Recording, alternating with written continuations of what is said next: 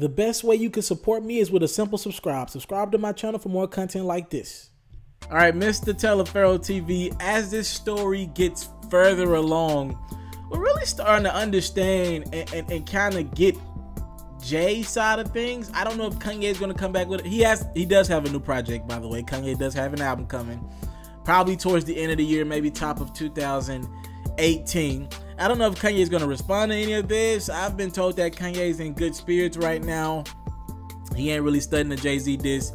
He's thinking about himself and his music, and rightfully so. That's what his whole career has been premised on, thinking about himself. Anyways, so we're starting to understand more about this Jay and Kanye situation, all right? For those who don't know, Jay-Z addressed Kanye West directly on Kill Jay-Z. As a matter of fact, let's go back and read some of those lyrics. For those who don't follow my channel, please do. If you haven't done, subscribe to my channel. And let's catch you up on what Jay actually said about Kanye on Kill Jay-Z on his new project 444 that's lighting up the streets right now. This is what he said. You walking around like you invincible. You dropped out of school, you lost your principles. I know people backstab you, I felt bad too. But this fuck everybody attitude ain't natural. But you ain't a saint, this ain't Kumbaya. But you got hurt because you did Kumbaya. You gave him 20 million without blinking. He gave you 20 minutes on stage. What the fuck was he thinking? Fuck wrong with everybody is what you're saying. But if everybody's crazy, you're the one that's insane, right? And never mind. It's too much. I get it. It's too much for my subscribers. First and foremost, this is Jay talking to himself, but in a way it's kind of it's satire in a way, because he's technically talking to himself about Kanye, but there are bits and pieces of it where he's actually talking to Kanye as well. If you read the first couple lines, it's like you dropped out of school. You do realize that Kanye had a project called High School Dropped Out, but I believe Jay dropped out as well. It's a really double entendre throughout, but we get to this part where he says you gave him 20 million without blinking, and he gave you 20 minutes on stage. What the fuck was he thinking? All right, so this is where we have learned today. So a lot of people, including himself, this is what I thought. I'm thinking, oh, over the duration of their career, Jay must have gave Kanye $20 million. Maybe that was what he gave him when he was signing him, when Kanye was coming up throughout the game. We kind of looked over that. We just looked at it for what it was. Jay was upset that he had gave Kanye money or invested in Kanye in the past, and Kanye kind of doomed him on stage. But we didn't realize that there was some real undertone to this 20 million. Reportedly, this is a TMZ report. The 20 million was what Jay-Z fronted Kanye recently over the last couple years. And this was not a gift.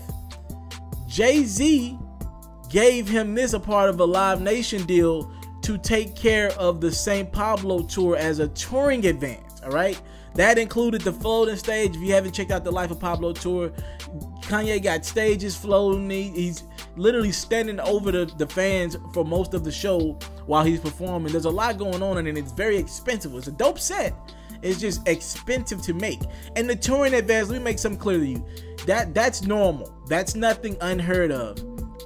But it's actually like a standard for all the artists at Kanye's level to get such an advance. It's part of the deal. All right. I don't know if that's part of the Tidal deal, but it's part of some deal that Jay-Z and Kanye have come to terms with. So pretty much Jay felt the disrespect, we're being told, because he's like, Kanye went on stage and dissed Jay-Z on a stage that Hov paid for, right? And I don't think it's a money thing. I'm pretty sure Jay has a lot of it, but it's the principle of it. Instead of calling him, you went on a stage that I paid for, and you dissed me. That's like a friend, right? Complaining about dinner. Me and a couple of my partners go out, we get drinks or whatever, and we have a dinner. And you complain to me about not getting the top tier steak or some shit like that. Nigga, you didn't pay for it. How are you complaining about some shit you didn't even pay for? So this, because these guys are friends, and this is why it's so tough to do business with friends, even at their level, this probably is a part of the Tidal situation as well. But there's probably no direct paperwork between Tidal and the Live Nation deals. Who knows what they have in contractual form? Who knows why Jay gave Kanye the 20 million advance? Was it a part of Tidal? Was it not? We don't know. We don't know, Sway. Anyways, so that probably has spurred over into the Tidal situation. For those who don't know how deep the Tidal situation has got, reportedly over $3 million Kanye said he was owed for dropping The Life of Pablo exclusively on Tidal. And apparently Tidal is saying, we ain't giving you the $3 million because you owed us music video as well that we never got from you. And if the 20 million from the Life of Pablo tour was still a bad taste in the mouth of Jay, why would he give you the 3 million if you still owe him shit? That would equal up to about 17 million more Kanye would owe him in back pay. So it's a very complex situation. It's slowly developing in our faces, and I think it's just abnormal because we're looking at two of the biggest stars we have in the world going through it in front of everybody. We're not done with this one. Just like the Birdman, Cash Money, and Wayne situation, I think this is another interesting storyline that we're seeing. Like, I'm 23. I didn't see a lot of the record labels fuck people over like people talk about in the past and that we see in biopics. So I'm really seeing somebody like Kanye. You can look at it from both ends of the perspective. I'm really seeing somebody in Jay for the first time. They're in their 40s now. Jay put Kanye on. That's clear, pretty much.